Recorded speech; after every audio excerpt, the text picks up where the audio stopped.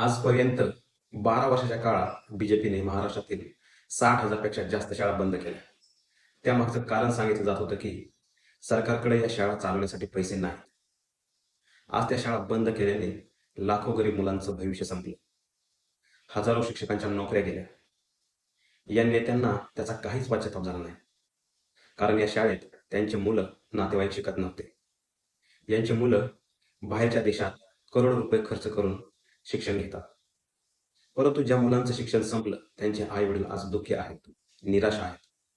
तर दुसरीकडं नाशिकमध्ये कुंभमेळा भरणार आहे. यासाठी सरकारने 35,000 करोड रुपये खर्च करण्यासाठी मंजूर दिले आहे.